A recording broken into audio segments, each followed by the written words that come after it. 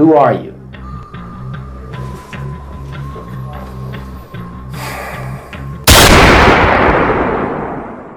The same man is suspected in 6 to 8 murders and 25 to 30 attacks.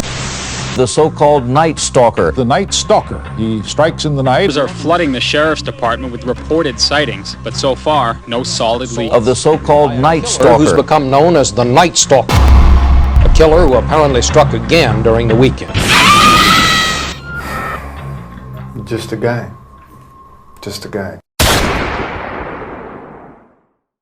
Ricardo Leiva Muñoz, well known as Richard Ramirez, or the Night Stalker, join in this trouble in which you are going to meet one of the most brutal and charismatic serial killers in the United States, in Los Angeles to be specific. Ramirez entered the courtroom wearing sunglasses and shackles. He's accused of 43 crimes, including 13 murders and multiple counts of rape, robbery, sodomy, and oral copulation. Richard was a member of an immigrant family, a Mexican family to be specific. His father was Julian Ramirez. Julian used to be a cop in Mexico, but in the United States, he became part of a raid wheel company. Julian was a very aggressive person, constantly beating Richard and his mom. People from his school, from Richard Ramirez's school, describe him as a very introverted person, a very shy student, but no one ever knows that Richard has a close person that will change his life forever. And I'm talking about his cousin, Miguel Mikey Ramirez. Mike was a person who served in Vietnam. He tortured, rape, and execute a lot of people. It's well known that in Vietnam, American soldiers committed a lot of atrocities. They say that they did this because people from Vietnam, members of the Big Kong, killed a lot of American soldiers. Try to bring them back here! Remember to stop the bleeding! And so it was this self-perpetuating mechanism. The longer that we stayed in Vietnam, the more Viet Cong there were. Because we created them, we produced them. And what were the consequences? Well, most of them returned crazy from there with post-traumatic traumas. Mike spent a lot of time with Richard, showing him pictures of women that he raped, tortured, and killed. Mike showed Richard how kill, how fly a person, how torture, even the correct way to stab a person. Mike teach Richard everything. Normal, ordinary people do not think like a serial killer. They have no conception of what is going through a killer's mind, how he operates. When Richard was between his 9 to 12 years, when he's still being a kid, something happened, and I'm 100% sure this is one of the things that triggered Richard's mind. That changed Richard's mind. One day Richard was playing, and when he was playing at the swing, he hit his head so hard that he was hospitalized. After this, Richard started suffering seizures and started frequenting the graves. Richard said that he used to do this because he was afraid of that. He was afraid of those weird feelings that he was experimenting at that moment. And this was his method to forget those weird feelings, spending hours and hours admiring those graves. Richard used to have criminal and sexual fantasies. Most of those fantasies were with women. One day, when he was 13, he was smoking weed with his cousin. By the way, at this age, Richard was a regular consumer of marijuana. Okay, back to what I was saying. Richard was smoking weed with his cousin, Mike, when Mike's couple arrived and started arguing with him about his behavior, about what Mike were doing with his 13-year-old cousin. Just a simple kid whom he was teaching torture techniques, sexual positions, and other things. Mike always felt proud about what he was done in Vietnam. Murders, rape, tortures. The more human ears a Tiger Force soldier had, the greater his honor. On some occasions, they also dedicated themselves to cutting the scalp of the people they murdered, and even did so as a method of torture. One of their most heinous crimes was when they decapitated a baby in front of its own mother's eyes, and then executed the woman. And Mike never ever tolerated someone who said something about it. So he went to his room, took his .38 caliber revolver and shot his wife, killing her in the act. Mike was declared not guilty. Due to post-traumatic stress, also because he served the American Army, Mike was sentenced to 4 years in a psychiatric. After that, Mike had a normal life, if we can call that normal. As you can see, we have all the facts that can create something that we call a manual psychopath. A very hard childhood, his morbid interest in graveyards. Beside that, a person who teach him how to kill, and not just that, not just a person who teach him how to kill, a person who teach him how to enjoy his murders, also enjoy his rapes. And if we take a look about his predisposition for psycho, could be because he falls off the swank or his genetic traits. And if we add the fact that Richard passed from marijuana to really strong drugs, we have an authentic bomb. It's just a matter of time to explode. Until very recently, it was thought that his first homicide was when he had 24 years old. But due to the DNA test, it was discovered that his first homicide it was when he had 18 years old. And if you're wondering how all this happened, well, he used to work in a motel. There, he raped, hanged, and killed an 8-year-old little girl.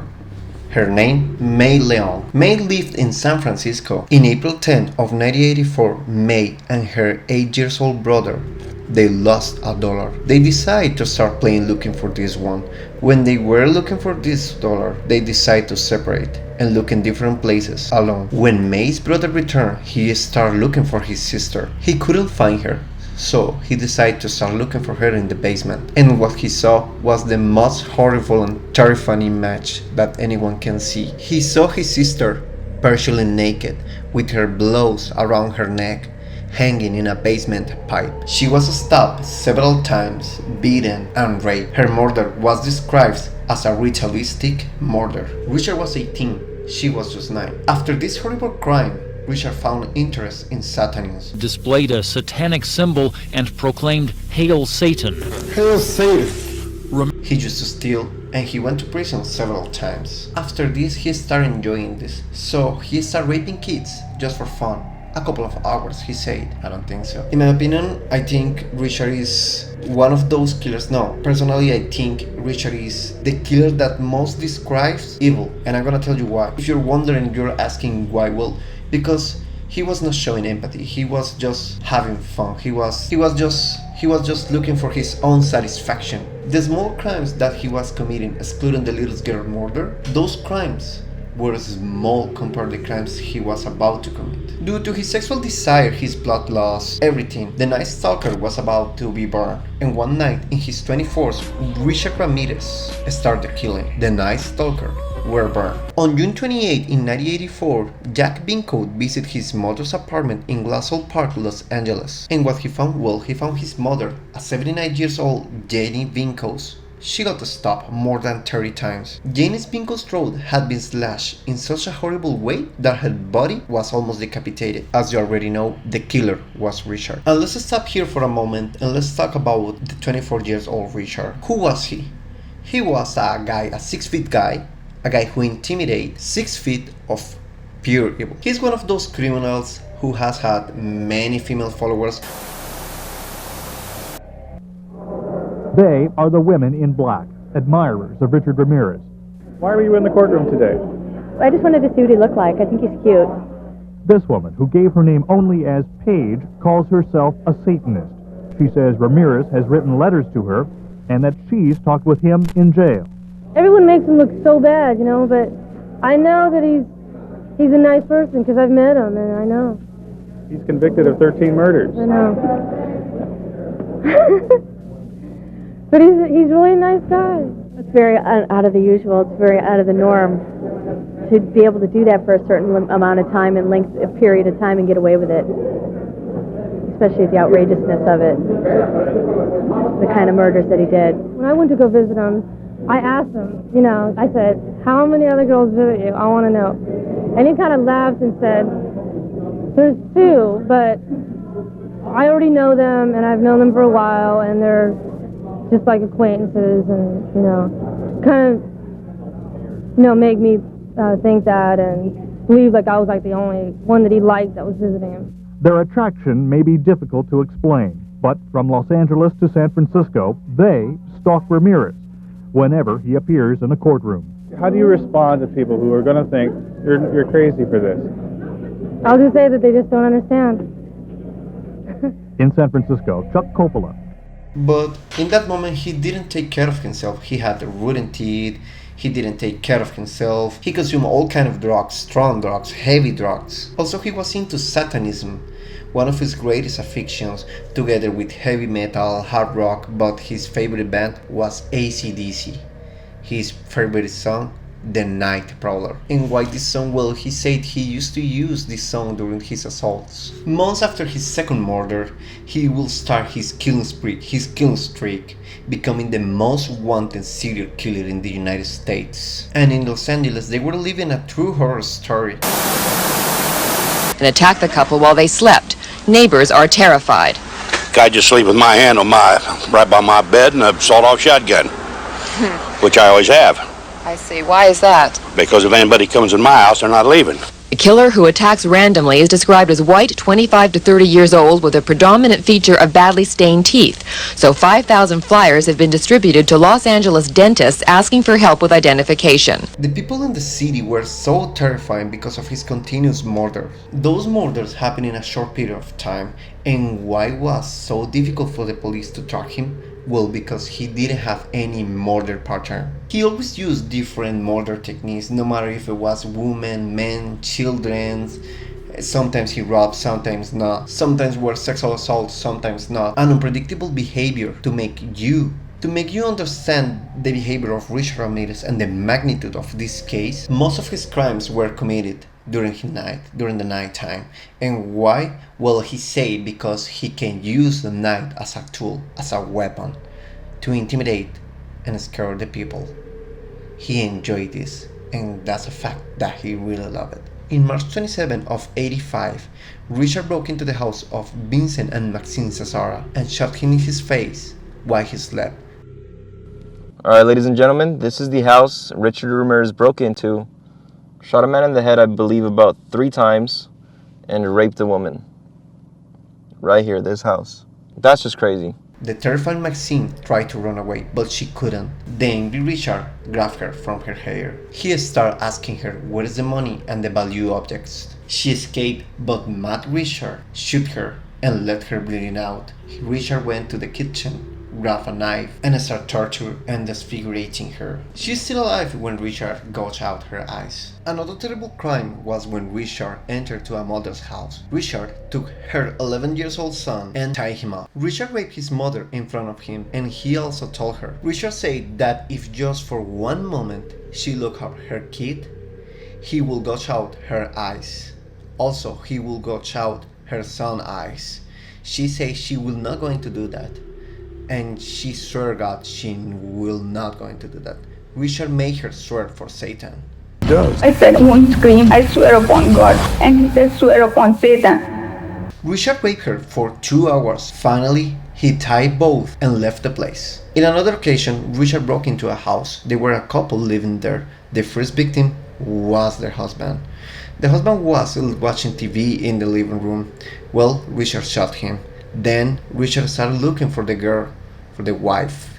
As soon as Richard catched her, Richard started raping her in front of the dead body, in front of her husband. Then, when Richard was done, Richard killed her and left the place. Before he left the place, Richard painted a pentagram in her belly. Richard was a careless person. He never take care about his actions. Actually, he never covered his face or never take care about his fingerprints or anything, because he knew that one day he's going to be discovered, and one day that happened. He was discovered. On August 24 in 1985, Richard broke into a house of Bill Carnes and his fiancée Inez Erickson. Bill was shot, but he survived. Also, Richard started raping his fiancée. When he was done, he started asking her for more valued items. She swore she didn't have more items. So Richard decided to leave the place. But before he left, he made a swear for Satan that she would tell everybody that the Night Stalker, the Night Prowler,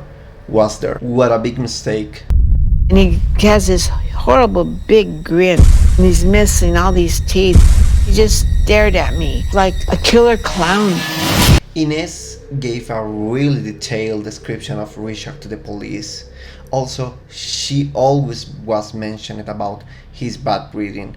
That bad breathing of a person that never take care of himself, of an addict, of that kind of people. that hurts another ones. I don't know if those people have a particular breath, but Richard have a really strong one, a really peculiar breath. After that, the police start distributing posters all over the country. Richard saw his poster and got scared, and multitudes saw him and started beating him. Trying to run away, Richard Ramirez was about to die in hands of an angry multitude. If it weren't for the police, Richard Ramirez would die there. I don't know if he deserved that, to die there or not, but the police saved him. After his arrest, the police started a long case against him, and after 3 years, finally, the verdict, the decision came out. In one of the most controversial of famous cases, because one of the jurors was shot, he died because of this. The jury were so terrified because they thought that Richard inside prison find a way to send somebody to kill them.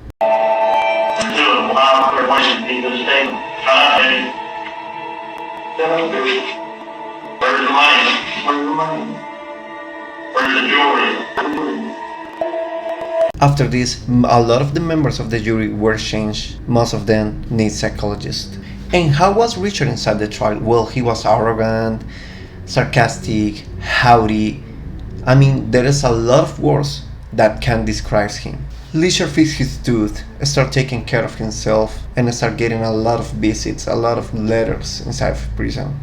After that, Richard started getting a lot of fans all over the country. He received a lot of letters of his fans saying that they want to marry him, and he did actually. He got married inside prison. He got married the 3rd of October of 1996, but before that, he received his sentence. Guilty of murder. 13 murders. Guilty of rape. 11 sex crimes. Guilty of burglary of the residence and dwelling house. 19 additional felonies. Guilty. Guilty on all counts. On September 20th in 1989, Richard Ramirez was found guilty of all the charges that he was accused. He was sentenced to death. And if you're thinking if he dies because of lethal injection or gas chamber, well, no. Due to his legal strategies, Richard Ramirez postponed his death. Actually, he died naturally. When he was 53 years old, Richard Ramirez dies naturally in the prison of San Quintin in the United States. Thank you guys for watching this video. I really enjoyed making this video for you guys. I hope you enjoy also. Don't forget to show the channel some love, hit the like button and the subscribe button. See you in the next video, which is gonna be the Japanese Yandere